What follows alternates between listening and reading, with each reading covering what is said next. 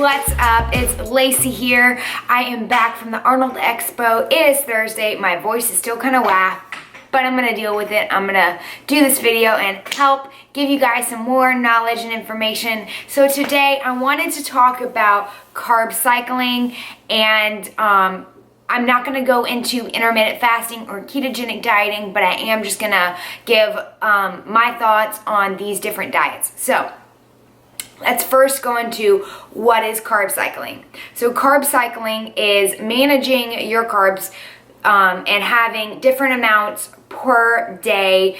Now with carb cycling, people do high, some people do high, high, low, some people do high, low, low, high. Various different methods to carb cycling. But the thing with carb cycling is that it is not better to carb cycle than have a linear approach, as long as your carbs during the week are the same.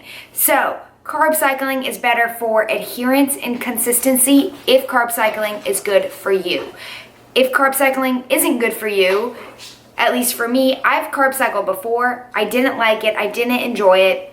The thing is, carb cycling will have the same exact effects on body composition and metabolic changes when the carbs through the week are the exact same.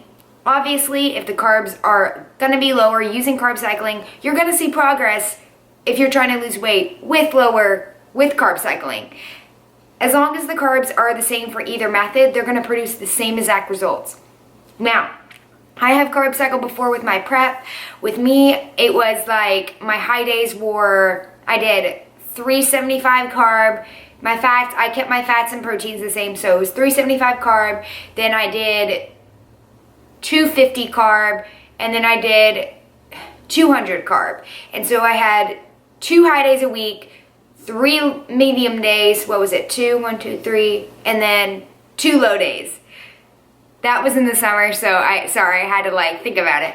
But so I didn't like it because what happened for me was that I noticed the days after my low carb days, I was super depleted, not depleted, but my energy was lower, and I didn't like that. And my high days were stuffing my face, and I wasn't enjoying it. I loved my medium carb days. Loved them. Those were my favorite days. So I now do a linear carb approach. Works for me, and I have also had a client who's tried carb cycling.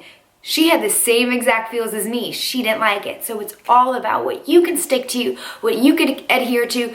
That is gonna be what works. Now, with ketogenic dieting, there is no evidence to where a ketogenic diet is better than a normal diet when calories are the same.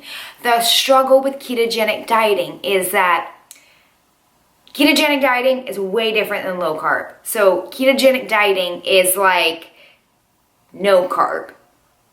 I'm talking about even vegetables, you can't go over on vegetables, and protein too, because protein, those amino acids can convert to carbohydrates. So you have to keep your protein level at a decent amount. So ketogenic dieting is not low carb, high protein. Ketogenic dieting is moderate protein, no carb, high fat. So with the ketogenic diet, normally your body your body uses glucose as fuel. So with the ketogenic dieting, no carbs, your body is utilizing ketones as fuel. The fats that you eat will be used as fuel, as well as those ketones that your body is producing, and that can sometimes make your body utilize fat storage better. Woo! My voice is going. Okay, so in the end, ketogenic diet, I'm not going to go into it anymore, but it is going to be the same metabolic, it's going to be around the same effects if you're having same calories. Same thing with intermittent fasting. So intermittent fasting, I will go into it in my next video. I am actually doing an article for Train magazine, which I'm so excited about. I also have 2 other ones coming out. So I will go into that in my next video, what it is and the different methods. But intermittent fasting is typically, there's different levels, there's different types.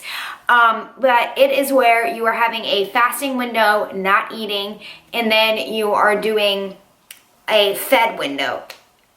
So again, as long as the calories throughout the day are the exact same, you are looking at about the same effects. Now the only thing is with fasting, if you are consuming protein and if not consuming protein at the best times during the day, spreading your protein out, you can possibly lose days, you're possibly losing time to hit your muscle protein synthesis levels, and that can ultimately lead to less muscle gain.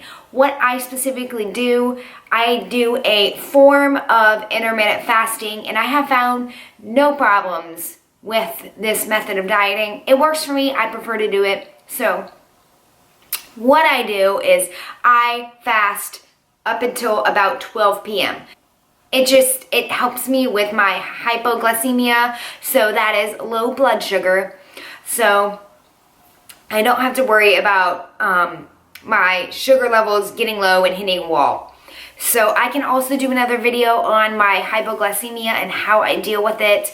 But quick story short, I always make sure I have carbs on me and snacks like almonds, protein bars. I always have like tuna and rice cakes, something of substance just in case. So I can go into that in another video if that's something you guys like. But the point of this video basically is to say that the best diet is the one that you can stick to.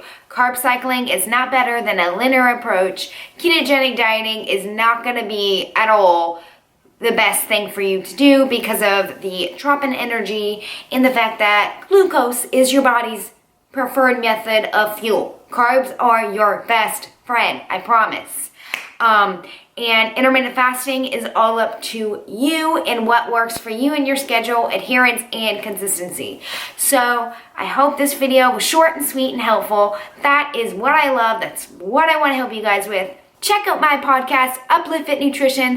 We are going to be talking about ketogenic dieting in my next episode, so I hope you guys like it, and I hope you guys can learn from it. I will see you guys later, and thanks for watching. Make sure to like this video if you liked it, and subscribe to my channel.